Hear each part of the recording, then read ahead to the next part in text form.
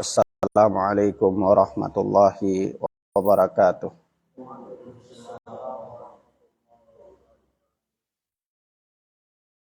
Walhamdulillahi hamdan katsiran thayyiban mubarakan fih kama yuhibbu rabbuna wa yarda. Asyhadu an la ilaha illallah wahdahu la syarika lah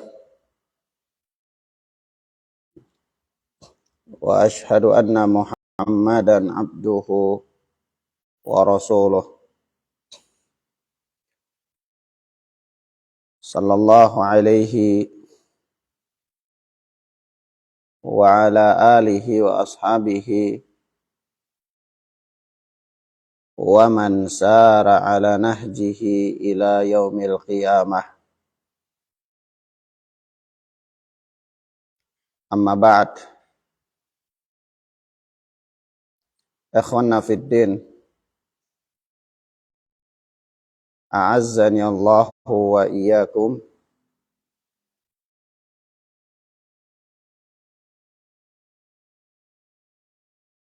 Kita sampai pada hadis yang ke-22 dari kitab Bahjatu Qulubil Abrar. Berkata Syekh Abdurrahman bin Nasir As-Sa'di rahimana wa rahimahullah, Al-hadithu tsani wa ishrun. Hadis yang ke-22.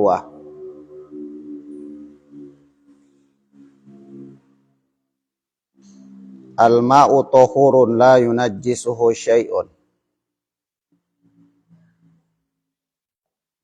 Hakikatnya air itu adalah suci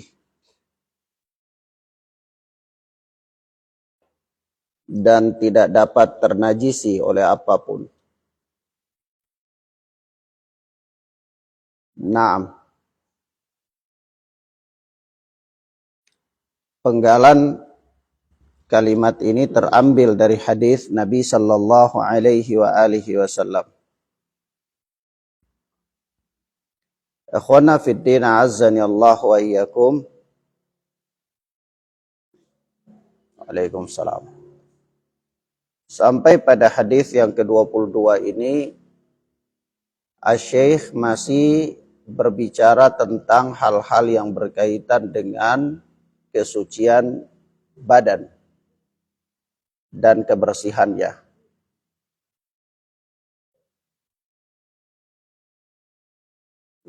Di sini kata beliau, An Abi Sa'id Al-Khudri radhiyallahu anhu qala,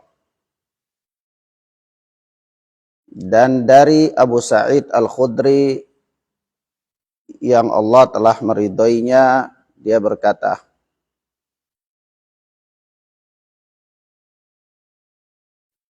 qala Rasulullah sallallahu alaihi wa alihi wasallam. Rasulullah sallallahu alaihi wa alihi wasallam bersabda,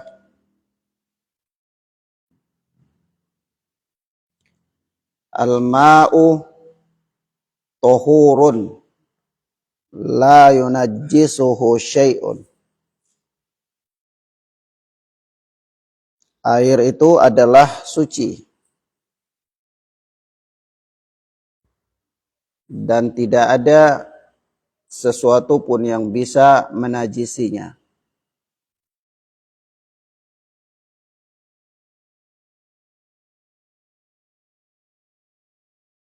Kata Syekh, rawahu Ahmadu wa Tirmidhiyu wa Abu Dawud wa Nasa'i. Hadis ini diriwayatkan oleh Al-Imam Ahmad, At-Tirmidzi, Abu Daud dan Nasa'i rahimana wa rahimahumullah. Ikhwana fid din, azzanallahu wa iyyakum.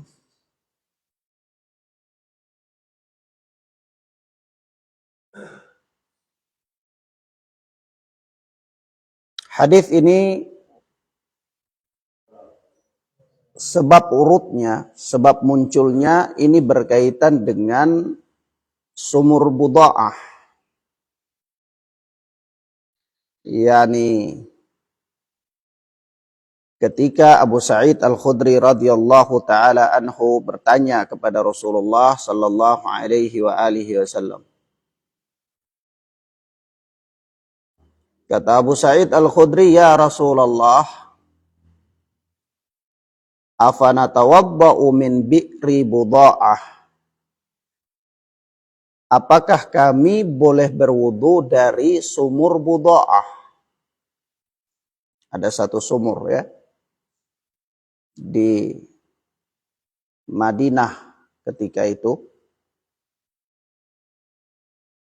Lalu Abu Sa'id Al-Khudri menjelaskan kepada Nabi, kenapa dia bertanya tentang boleh atau tidaknya berwudu dari sumur air yang ada di sumur buda'ah.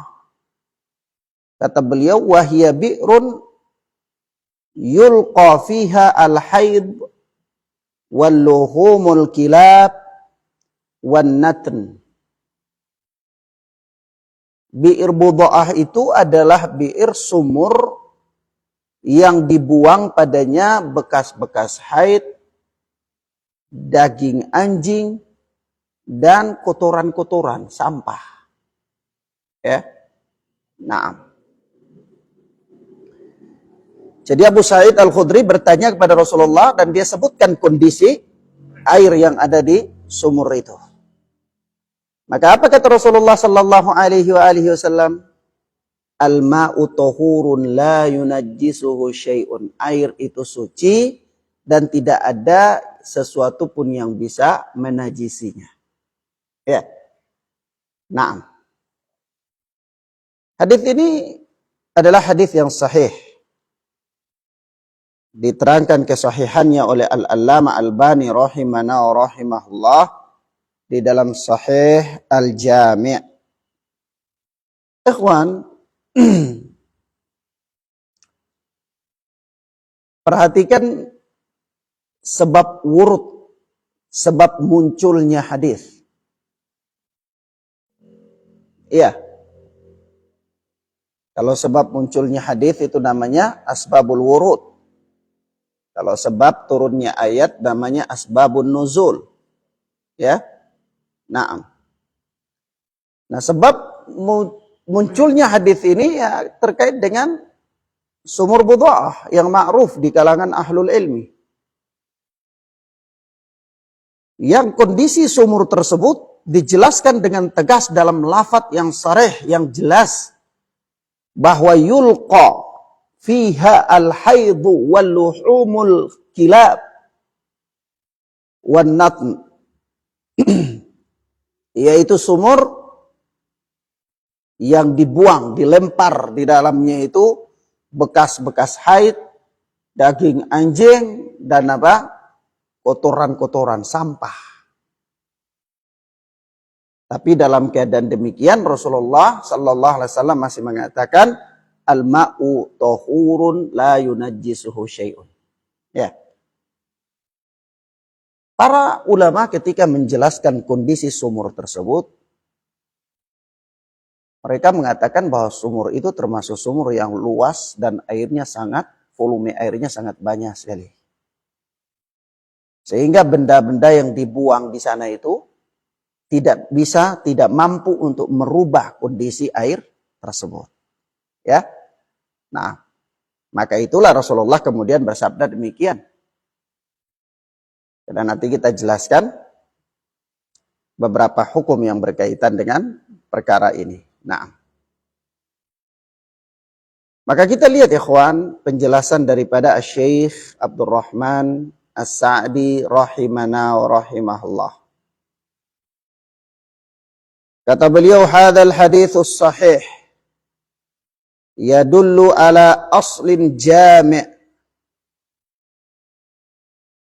Ini adalah hadis yang sahih menunjukkan kepada pokok yang mengumpulkan berbagai perkara.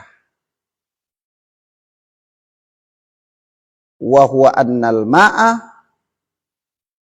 ay jami'ul miyah an-nabi'ati minal ard wan nazilati minas sama' al-baqiyati ala khilqatiha, yaitu pokok-pokok yang dikumpulkan oleh hadis ini adalah annal ma'a, bahwa air itu ay jami'ul miyah, yakni seluruh air. Mahfum ya? Seluruh apa? Air. Kalau kita bicara air, itu air mutlak. Air apa? Air mutlak. Air mutlak itu ya air. Ya. Nah, dia bukan air gula, bukan air kelapa, bukan air tebu, atau bukan air kopi. Kalau air kopi itu sudah bukan air mutlak. Kalau kita bicara air, ini air mutlak. Yaitu jami'ul miyah, semua air. An-nabi'ati minal ard, yang muncul dari tanah. Wan nazilati minas sama', dan turun dari langit. Al-baqiyati ala khilqatiha, adalah tetap pada penciptaannya. Penciptaannya itu apa? Suci. Ya, air itu diciptakan oleh Allah Tabaraka wa Ta'ala, asalnya dia adalah suci. Sehingga dia muncul dari dalam tanah, ya dia tetap pada asalnya suci. Dia turun dari langit, dia tetap pada asalnya suci. Nanti kemudian pada prosesnya dia terkontaminasi, kemudian dia bisa berubah sesuai dengan kondisi. Ya. Nah. Kemudian kata Syekh lagi, awil mutaghayyirati bimaqarriha au mamarriha au bima yulqa fiha minat tahirat walau taghayyuran katsiran tahiratun tusta'malu fit taharati wa ghairiha. Perhatikan kata Syekh. Atau tadi beliau sebutkan air ya. Air apa? Yang turun keluar dari tanah, air yang muncul dari tanah atau air yang turun dari langit.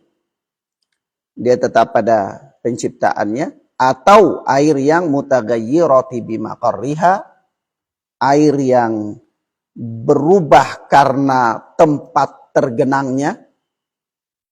Ingat ya, berubah karena tempat tergenangnya. Ada air mengalir, dia tergenang di suatu tempat. Ya, dia tergenang di suatu tempat karena kondisi struktur tanah tersebut, akhirnya air itu berubah. Ya, jadi berubahnya itu bukan karena faktor apa-apa, tetapi tempat tergenangnya. Mungkin karena struktur batu, struktur tanah, atau yang semisal di tempat tergenangnya itu. Ya. Paham ya, ikhwan?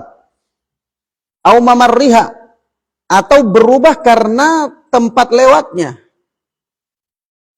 Berubah karena tempat lewatnya. Antum ada air, sumber air, antum pasangin selang atau pasangin pipa besi. Ya, pipanya karat, air itu lewat di pipa. Keluar di sana berubah. Berubah karena tempat lewatnya. Paham ya? Nah, mafhum. Ingat baik-baik. Nanti ada berubah karena lain juga ya. Jadi ingat baik-baik. Berubah karena tempat tergenangnya atau berubah karena tempat lewatnya. Au bima yulqa fiha minat taharat, atau berubah karena dibuang padanya benda-benda suci.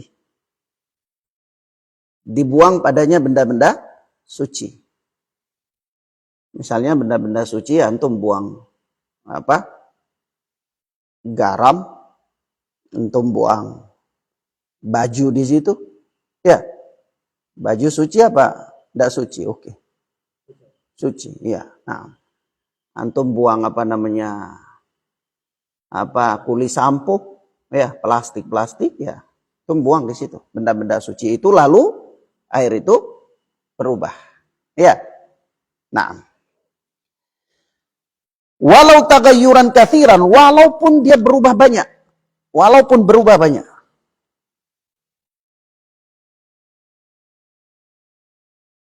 Tahiratun tusta'malu fit taharati wa ghairiha.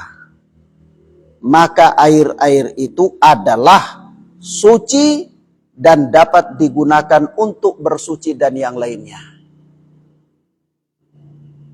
Paham maksudnya? Jadi air yang keluar dari tanah, atau air yang turun dari langit, atau air yang tetap, air-air itu adalah dia tetap pada penciptaannya, atau air yang berubah karena tempat tergenangnya, atau air yang berubah karena tempat lewatnya, atau air yang berubah karena benda-benda suci yang dibuang padanya itu, lalu dia berubah, walaupun dengan perubahan yang banyak, tahiratun tusta'malu fit taharah wa ghairiha. Maka hukumnya tetap dia suci dan dapat digunakan untuk bersuci. Ya, dan selainnya. Ya kalau bersuci saja boleh, ya berarti mandi juga lebih boleh lagi. Ya kan? Dan perkara-perkara yang lain. Wala yustafna min hadzal kalamil jami' illal ma'ul mutagayyiru launuhu au ta'muhu au rihuhu binajasah. Tidak ada pengecualian dari pernyataan yang global ini. Pernyataan yang global yang mana? Yang tadi kalimat di atas. Ya, tidak ada pengecualian. Air itu tetap pada asalnya suci, bisa digunakan untuk bersuci dan yang lainnya. Illal ma'ul mutagayyiru, kecuali air yang berubah. Launuhu, warnanya. Au ta'muhu, atau rasanya. Au rihuhu, atau baunya. Binajasah, karena sebab najis. Karena sebab apa? Najis.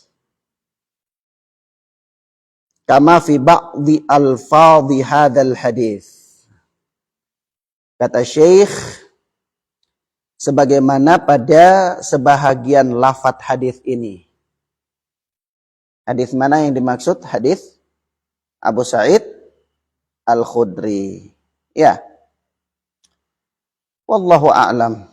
Ana kurang paham maksud dari pernyataan Syekh sebahagian lafadz hadis ini. Kurang paham. Karena kalau dilihat dari konteksnya ini, Syekh masih mengisyaratkan kepada hadis Abu Sa'id Al-Khudri.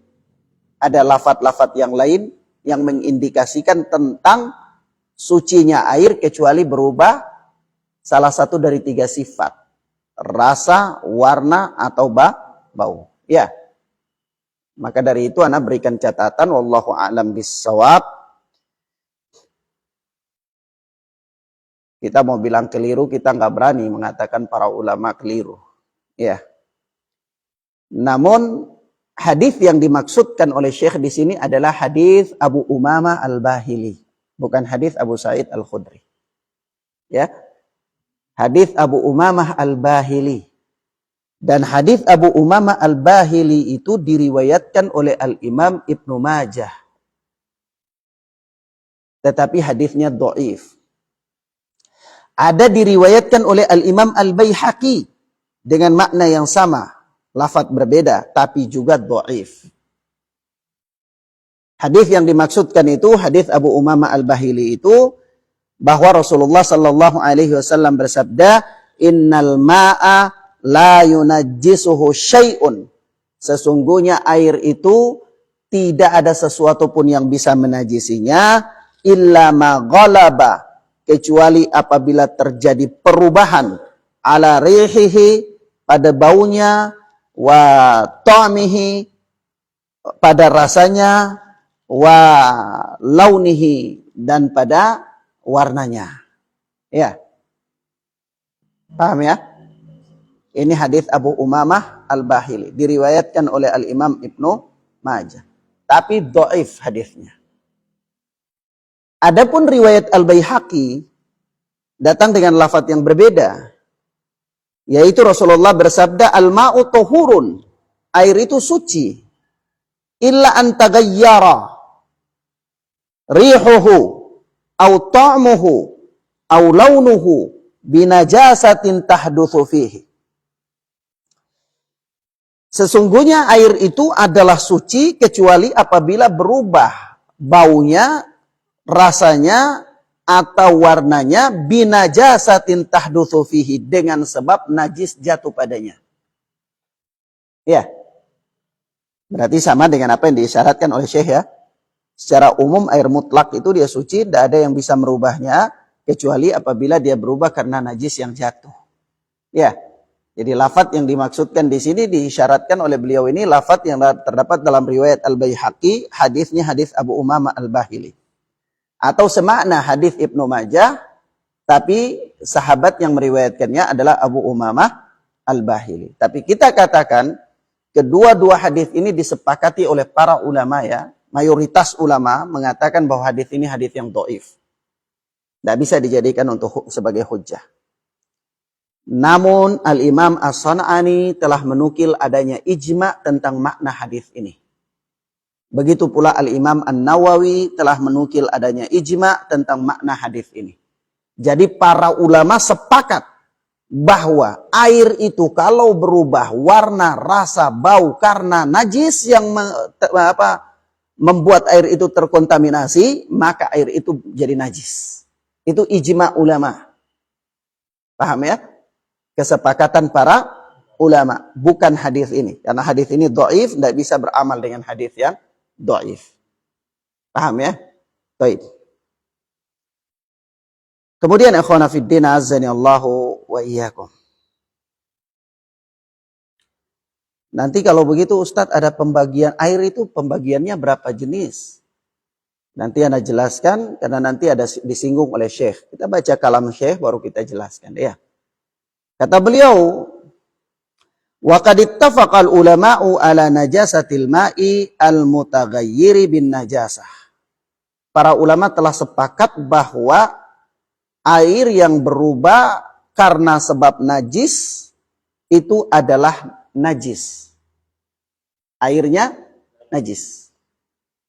Air yang berubah karena sebab najis, maka ulama telah sepakat air itu najis. Berubah apanya? Berubah salah satu dari 3 sifat. Rasa, warna, atau bau. Ya. Nah. Wastadalla alaihi al-Imam Ahmad radhiyallahu anhu wa ghairuhu biqaulihi ta'ala. Kata Syekh Al-Imam Ahmad telah berdalil akan pernyataan ini.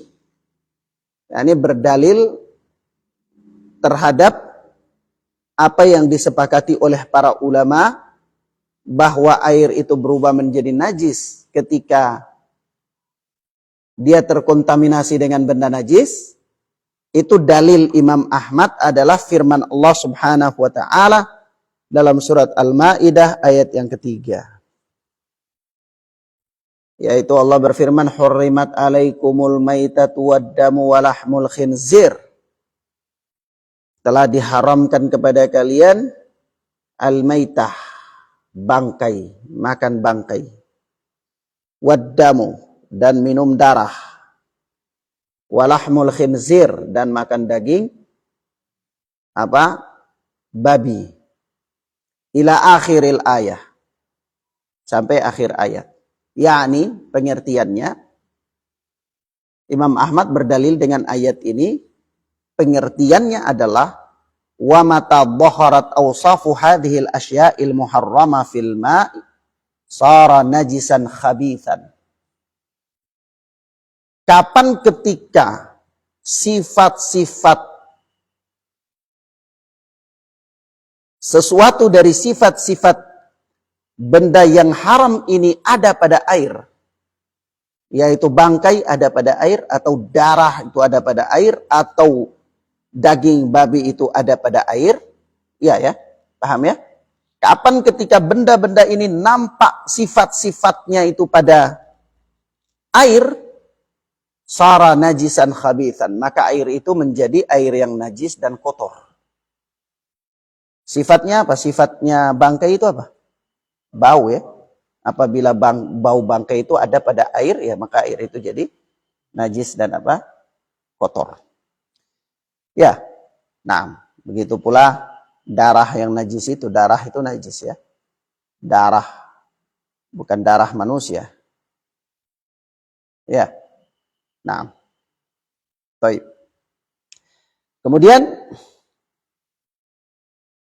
darah ini diharamkan untuk diminum ya. Maka termasuk diantaranya diharamkan darah ini kalau ditampung lalu dikeringkan, digoreng. Ya, di Jawa bilang apa? Makanan ini darah yang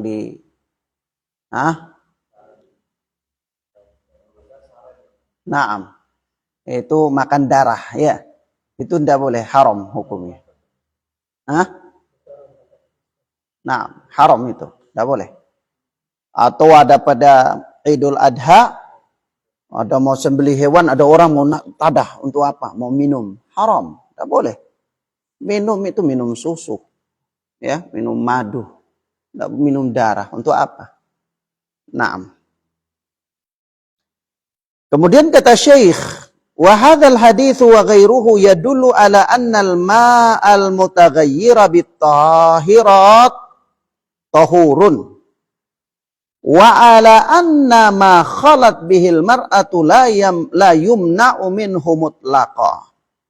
Wa ala tahuriyati ma in ghamasat fihi yadul qa'im min naumil lail. Wa innama yunha al-qa'im minan naum an ghamsiha hatta yaghsilaha thalathan. Wa ammal man'u minal ma'i fala yadullul hadithu alaih. Perhatikan ucapan Syekh. Wa hadzal hadithu wa ghairuhu. Hadis ini dan hadis-hadis yang selainnya semisal dengan ini yadullu ala annal ma'al mutaghayyira bitahirat, menunjukkan bahwa air yang berubah karena benda-benda suci adalah tahurun. Air itu suci. Air itu apa? Suci. Naam. Berubah karena benda-benda suci, maka air itu suci. Di sini kemudian jadi pembahasan para fuqaha ya. Karena kalau air yang berubah karena benda suci itu sampai mengeluarkan air itu dari kemutlakan air, maka itu kemudian para ulama mengatakan air itu tidak bisa lagi digunakan untuk bersuci meskipun asalnya dia suci. Ya. Mafhum ya? Ya, seperti apa? Ya seperti air teh atau air susu. Air susu ya dia sudah terkontaminasi dengan susu, susu itu sudah mendominasi dia sehingga air ini sudah keluar dari kemutlakan air. Dia sudah bukan air mutlak lagi, dia sudah air susu. Disandarkan kepada benda yang membuatnya terkontaminasi. Ya. Atau air teh atau air kopi. Ya, dia sudah bukan air mutlak lagi. Memang dia dimasuki oleh benda-benda yang suci. Dan memang dia berubah karena benda yang suci. Maka memang hukumnya dia suci. Tapi pertanyaannya apakah dia bisa digunakan untuk bersuci? Kita katakan tidak bisa karena dia telah keluar dari air mutlak. Dia telah keluar dari apa? Air mutlak. Tapi kalau dia masih tetap pada air mutlak, ya, walaupun dia berubah karena benda-benda suci yang di atas saya sudah jelaskan, yaitu walaupun dia berubah dengan perubahan yang banyak karena benda-benda suci, tapi kalau masih tetap air mutlak, maka dia suci dan bisa dapat mensucikan. Ya. Contohnya apa? Contohnya air yang berubah karena dia tergenang di tempat tergenang tadi. Berubah karena tanah suci. Tapi dia berubah jadi keruh. Ya, mafhum ya? Atau dia di tempat tergenang itu lalu terkena matahari yang begitu kuat sehingga dia berubah jadi sangat panas. Ya, atau dia berubah jadi sangat asin. Tapi dia masih tetap air mutlak. Paham maksudnya? Nah. Atau dia berubah karena dia mengalir, tempat mengalirnya itu pipa, keluar di sana karatan, sampai karatan itu mendominasi air itu. Ya, Tapi dia masih tetap dikatakan air mutlak. Maka air seperti ini suci dan bisa digunakan untuk bersuci. Tapi kalau dia keluar dari air mutlak, karena dominasinya benda suci yang masuk padanya, maka ini bukan lagi air yang dimaksud dalam kriteria bisa digunakan untuk bersuci. Walaupun dia suci. Ya, seperti air sabun ya. Sabun mendominasinya, ya, sehingga dia jadi air sabun bukan air mutlak lagi. Maka dia suci memang air sabun itu, tapi tidak bisa dipakai untuk bersuci. Baik. Sampai di sini paham? Tapi kalau dia tidak berubah, lebih-lebih lagi, banyak atau sedikit benda suci yang masuk padanya sampai dia tidak berubah, yakni dia tetap pada kondisinya itu, yakni dia air mutlak, maka itu tidak ada khilaf, dia suci dan mensucikan. Banyak dalil, di antaranya ya dalil ketika apa? Rasulullah Shallallahu Alaihi Wasallam mempunyai anak itu meninggal, Zainab ya, kalau tidak salah dalam sebagian riwayat disebutkan. Lalu Ummu Atiyah, wanita yang sering memandikan jenazah, maka disarankan bahwa ikhwan ini yang sudah punya keluarga, ya, istri-istrinya berikan pelajaran tentang jenazah, ahkamul janaiz, hukum-hukum jenazah, supaya mereka dilatih untuk memandikan jenazah, ya, agar mereka bisa mengurus jenazah para wanita, ya. Nah, ada tim.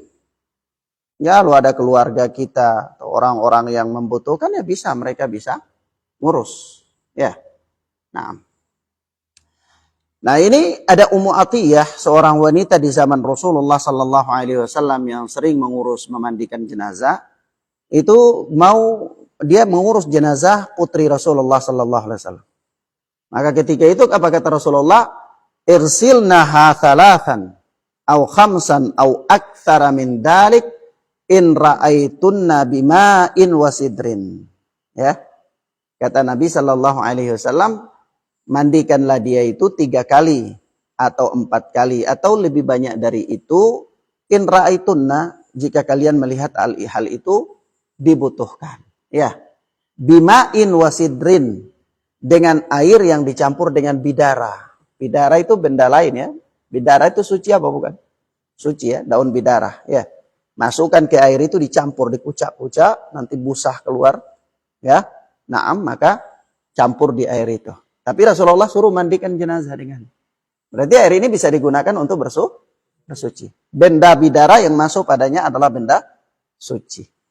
Bahkan ada langsung penggalan hadis yang berikut, Rasulullah mengatakan apa? Ij'alnaha fi akhirati kafuran au syai'an min kafur. Yaitu apa? Jadikanlah basuhan yang terakhir itu adalah apa? Sesuatu air yang dicampur dengan kapur barus ya, atau sesuatu dari jenis itu. Kapur barus itu benda suci apa najis? Suci. Ya. Kalau ditumbuh-tumbuh halus-halus dibuang ke dalam air, ya, dia banyak di air situ, ya sudah, tetap aja air itu suci. Masih boleh bersuci dengannya. Makanya Nabi izinkan memandikan putri beliau dengan air yang dicampur dengan benda tersebut. Karena air itu tidak dianggap najis. Paham ya, ikhwan? Sampai sini paham ya? Mafhum. Baik. Kemudian kata Syekh selanjutnya, wala anna ma khalat bihil mar'atu la yumna'u minhu mutlaqan.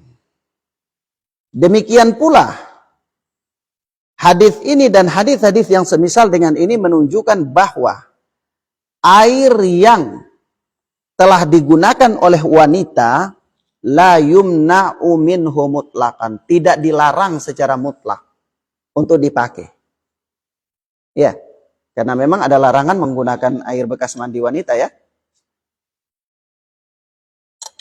Ada dalam hadis seorang sahabat yang pernah bersahabat dengan Nabi 10 tahun lamanya. Itu dia mengatakan bahwasanya nahanan Nabi sallallahu alaihi wasallam rajulan naha Rasulullah sallallahu alaihi wasallam rajulan ayaktasila bi fadlil mar'ah awil mar'ah bi fadlir rajul. Atau kama ja'a fil hadis. Dia katakan bahwa Rasulullah sallallahu alaihi wasallam melarang seorang suami mandi janabah dengan sisa air mandi janabah istrinya, atau sebaliknya. Rasulullah melarang seorang istri mandi janabah dengan air sisa mandi janabah suaminya. Merujuk pada hadis ini. Maka hadis ini kan larangan ya. Tapi Syekh katakan larangan itu tidak mutlak, gitu. Karena bukan menunjukkan bahwa air itu dia najis, bukan. Iya, paham ya?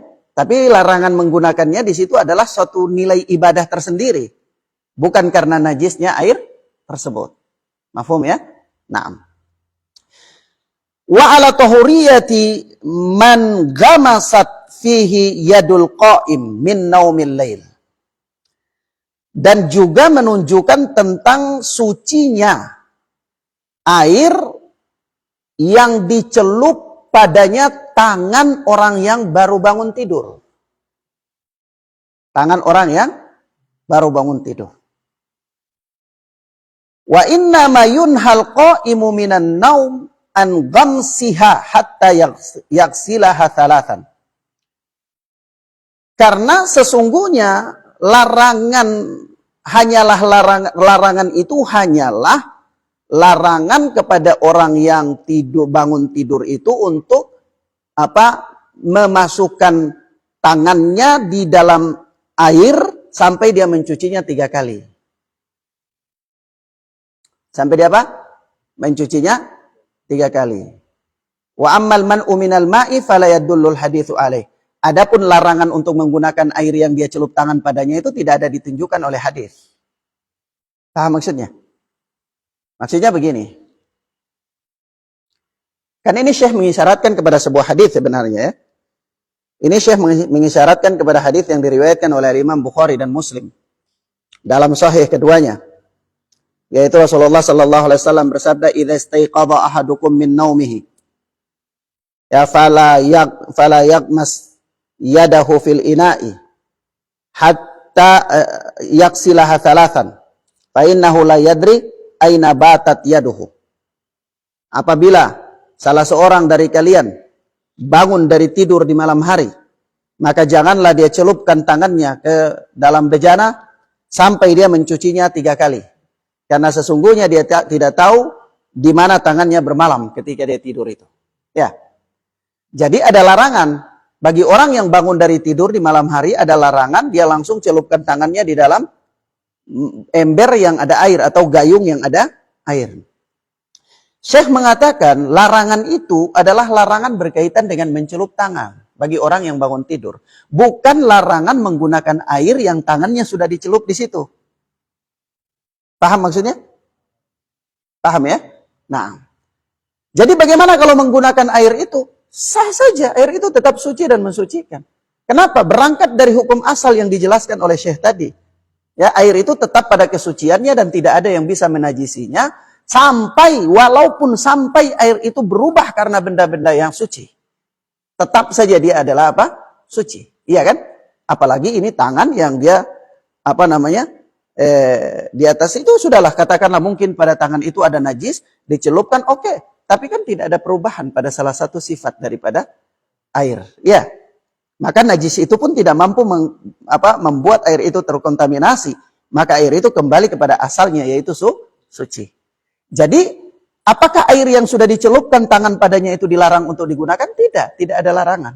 Hadis tidak menunjukkan tentang pelarangan menggunakan airnya.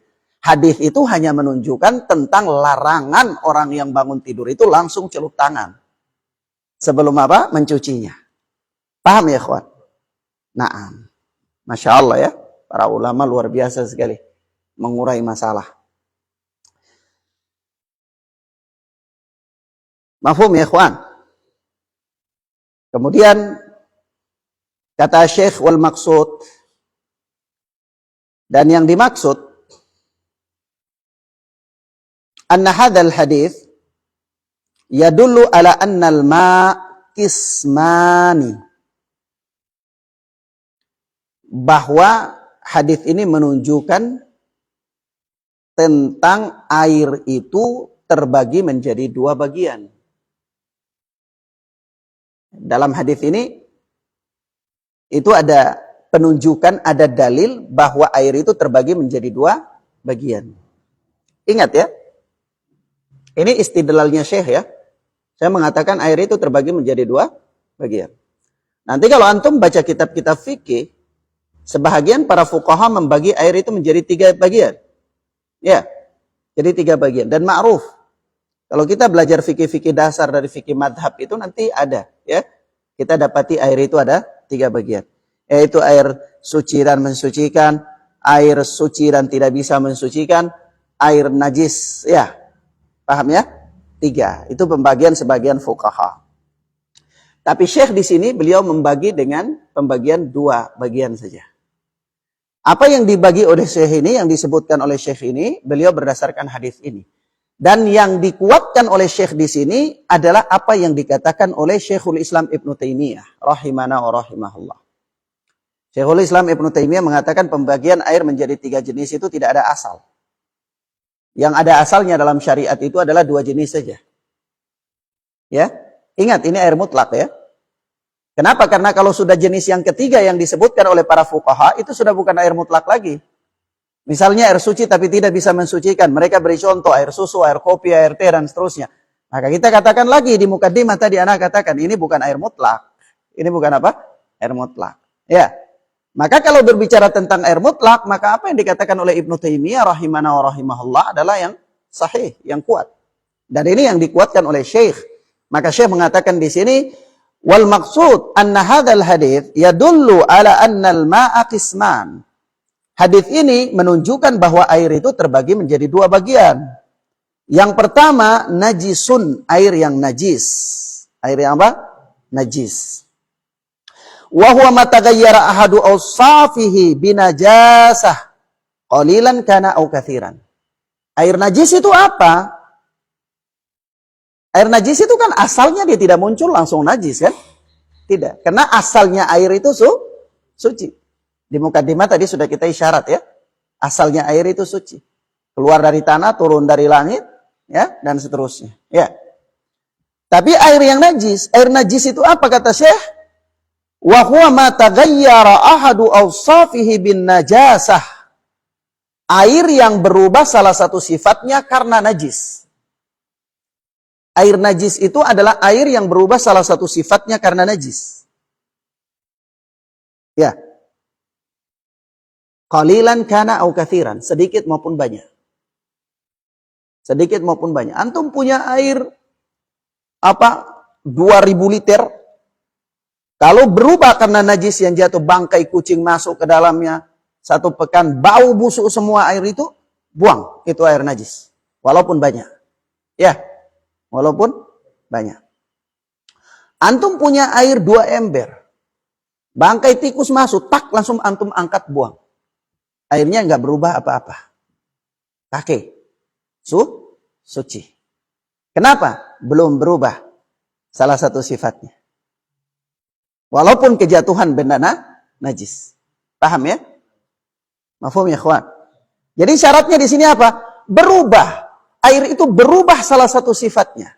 Karena apa? Benda najis yang masuk padanya. Itu disebut air najis. Sedikit ataupun banyak.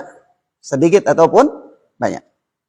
Yang kedua, jenis air yang kedua adalah air yang watohurun, kata Syekh, dan air yang suci. Air yang disuci ini karena bicara tentang air mutlak, jadi air ini suci, ya mensucikan. Ya. Yaitu apa? Wahuwa ma laisa kadzalik. Yaitu air yang kebalikan dari air najis. Kalau air najis adalah air yang berubah salah satu sifat karena benda najis yang masuk padanya, maka air suci adalah air yang tidak berubah sifatnya.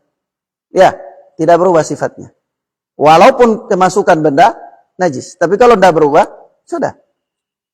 Maka dia tetap disebut air suci. Dan mensucikan. Nah. Kemudian kata Syekh wa anna itsbata naw'in tsalitsin la tahurun wala najisun bal tahirun ghairu mutahhirin laisa alaihi dalilun syar'iyyun. Kata Syekh, dan penetapan jenis yang ketiga dalam jenis air ini, yaitu air yang tidak suci dan tidak najis, atau air yang suci tapi tidak bisa mensucikan, laisa alaihi dalilun syar'iyyun, tidak ada dalil syar'i atasnya. Tidak ada apa? Dalil syar'i atasnya. Jadi Syekh mengisyaratkan, membantah pendapat fuqaha yang mengatakan ada jenis ketiga dari air. Ya. Paham ya? Nah. Ini Syekh menguatkan saja bahwa yang benar, yang kuat itu dua jenis saja. Adapun yang mengatakan tiga jenis, maka jenis yang ketiga itu tidak ada asalnya dalam syariat. Gitu. Mafhum ya ikhwan? Fayabqa ala asli tahuriyatihi. Maka air itu dia tetap pada keasalannya, pada asalnya, yaitu kesuciannya. Wa yu'ayyidu hadzal umuma qauluhu ta'ala, dan yang menguatkan keumuman prinsip ini bahwa air itu tetap pada kesuciannya, dan air itu hanya dua bagian, dan air itu dia tetap pada asalnya dia suci, kecuali apabila dia berubah menjadi air najis dengan masuknya benda najis yang kemudian membuat air itu terkontaminasi karena benda najis, adalah qauluhu ta'ala, firman Allah yang maha tinggi, falam tajidu ma'an fatayammamu sa'idan thayyibah, surat Al-Maidah ayat yang ke-6. Yaitu apa? Ini kan ayatnya ini ayat wudu ya, sampai pada penggalan au jaa ahadukum minal ghaid au lamastumun nisaa falam tajidu ma'an fatayammamu sa'idan thayyibah. Ya, apabila salah seorang dari kalian kembali dari tempat buang hajat, ini buang air besar atau buang air kecil, ya, atau apa namanya, wa in kuntum marda au ala safarin, atau kalian berada dalam keadaan sakit atau dalam keadaan safar, falam tajidu ma'an, dan kalian tidak mendapatkan air, fatayammamu sa'idan thayyibah, maka bertayamumlah kalian dengan apa? Tanah yang baik. Maka berdalil dengan ayat ini. Bagaimana sisi pendalilannya?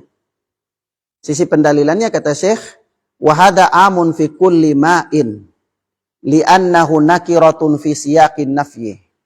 Kalau antum lihat ayat ini, di situ kan falam tajidu itu fi'il amr, apabila fi'il mudhari, apabila kalian tidak mendapati ma'an air, di situ disebutkan dalam isim nakirah. Kalau antum pernah belajar bahasa Arab, isim itu ada isim ma'rif, isim jika ditinjau dari kejelasannya, kata benda jika ditinjau dari kejelasannya itu ada kata benda yang sifatnya ma'rifah, ada kata benda yang sifatnya nakirah. Kata benda yang sifatnya ma'rifah itu seperti al-masjidu. Ada huruf alif dan lam di depan. Al-baitu. Al-kitabu. Maksudnya al-kitabu, buku tertentu yang dimaksud. Al-masjidu, masjid tertentu yang dimaksud. Al-baitu, rumah tertentu yang dimaksud. Ya. Tapi kalau orang katakan baitun, sebuah rumah. Tidak ada rumah yang mana. Umum. Ya. Masjidun, sebuah masjid. Masjid yang mana? Umum. Tidak ada masjid tertentu. Masih umum. Ya. Kitabun. Sebuah buku. Tapi buku mana? Umum. Ya. Maka di sini air ini juga disebutkan dalam bentuk nakirah. Ma'an. Ya. Bukan al-ma'a. Tapi ma'an. Air. Air yang umum. Jika kalian tidak mendapati air. Air yang umum. Mafhum ya? Yaitu air mutlak. Air mutlak. Sehingga Syekh mengatakan, dengan inilah kita tetapkan bahwa asalnya air itu suci. Karena kalau misalnya ada asalnya air itu ada yang suci dan bukan suci, tidak mungkin Allah tidak berfirman dengan menggunakan isim nakirah di sini. Ma'an di sini dalam bentuk nakirah tidak. Pasti ma'an dalam bentuk ma'rifah. Karena air tertentu yang suci. Apabila kalian tidak mendapati air tertentu yang suci itu, maka bertayamumlah. Ya kan? Tapi di sini tidak. Allah mengatakan apabila kalian tidak mendapatkan air umum. Berarti apa? Asalnya air itu umumnya adalah dia suci. Itu cara pendalilan. Paham ikhwan? Mafhum ya? Taib. Kemudian kata Syekh, fadalla hadzal hadits aidan. Hadis ini juga menunjukkan annal asla fil miyahi at-taharah wa kadzalika fi ghairiha. Famata hasala syakku fi syai'in minha hal wujida fihi sababu tanjisi amla fal aslu at-taharah. Nah, ini hukum asal. Kata beliau, hadis ini juga menunjukkan bahwa asal dalam air itu suci. Demikian pula dalam benda-benda yang lain. Jadi dalam benda yang lain ini semua dalam muamalah dan kebiasaan manusia berinteraksi dengan benda-benda itu asalnya semuanya suci. Paham ya? Semuanya suci. Asal, ingat asalnya. Ya. Nanti kalau ada nas yang mengatakan dia bukan suci baru itu kecuali. Paham ya? Misalnya antum jalan-jalan lihat batu, batu ini suci apa enggak ya? Antum cari dalil, ada katakan batu haram enggak? Batu najis enggak? Enggak ada, oh suci, kembali kepada asalnya. Ya. Antum jalan-jalan, antum lihat kayu, kayu ini najis apa bukan? Ada kira-kira hadis yang mengatakan atau ayat yang mengatakan kayu cendana ini najis. Tapi kalau enggak ada ya berarti dia kembali kepada asal kayu, hukum, yaitu suci. Begitu maksudnya. Ya. Antum jalan lihat plastik, plastik ini najis apa bukan? Ya hukum asal suci. Enggak ada nas yang mengatakan dia najis. Ya. Antum lihat besi, lihat plastik dan seterusnya, ya semuanya asalnya adalah suci. Kecuali ada yang mengatakan dia najis, dia keluar dari hukum asal. Maka kata beliau, kata Syekh begini, "Famataha salah syakku fi syai'in minha." Maka kapan ketika terjadi keraguan, ya, terjadi keraguan pada sesuatu, hal wujida fihi sababu tanjis amla. Apakah terdapat dalam sesuatu itu sebab-sebab yang membuatkan dia najis atau tidak? Fal aslu taharah, at-taharah. Maka kembali kepada hukum asal yaitu at-taharah, suci. Mafhum ya ikhwan? Ya? Misalnya begini, antum jalan-jalan, antum lihat air yang tergenang di sebuah kolam kecil karena musim hujan, air tergenang di situ musim. Antum jalan-jalan di situ. Antum mau gunakan air itu, haus mau minum atau mau berwudu atau mau beristinja, antum lihat air ini, tapi ragu ya, kayaknya air ini najis. Jangan sampai sudah diminum sama anjing atau sudah dilewati sama anjing, najis ya. Maka ini keraguan. Mafhum? Ada keraguan. Apakah terdapat pada air ini najis atau tidak? Keraguan. Tidak ada kepastian. Paham? Maka kembali kepada hukum asal, yaitu dia suci. Dia apa dia? Suci. Paham ya? Kecuali antum jalan-jalan sampai di situ lihat di dalam air itu ada bangkai anjing. Oh jangan, ini sudah qarinah, jelas. Ya, najis. Tapi kalau antum jalan ketemu suatu ini najis apa ada? Ada najis yang terkena dia enggak benda suci ini. Keraguan. Maka kalau muncul keraguan pada sesuatu yang suci, apakah ada padanya najis atau tidak, maka kembalikan kepada hukum asal yaitu suci. Antum gantung sarung, ya. Atau antum taruh sarung di lantai sudah. Antum datang mau pakai untuk sholat. Jangan-jangan sudah dilangkahi sama apa binatang yang ada najis. Atau sudah dikencingi sama apa binatang yang kotorannya najis dan seterusnya. Ini tidak ada qarina, hanya keraguan. Katakan bahwa ini suci. Dan antum pakai. Paham ya? Dia kembali kepada hukum asal. Ini di dalam perkara muamalah dan kebiasaan. Ya. Paham sampai di sini ikhwan? Taib, barakallahu fikum. Ilahuna ikhwana fiddin azani Allah wa iyyakum. Naktafi bihadzal dars, kita cukupkan pelajaran kita sampai di sini insyaallah taala. Pekan berikut kita berbicara tentang kucing. Apa sih hukum kucing itu? Baru-baru lalu ini sempat heboh di antara para duat salafiyun ya. Tentang kotoran kucing sampai saling ribut di antara para duat salafiyun. Insyaallah taala kita bahas pada kesempatan berikutnya. Agama ini luar biasa. Sampai hewan-hewan pun disebutkan, dibicarakan untuk kemaslahatan manusia. Yang disebutkan saja antum sudah pusing, antum mau cari-cari yang enggak disebutkan. Enggak usah buat-buat bid'ah. Ya.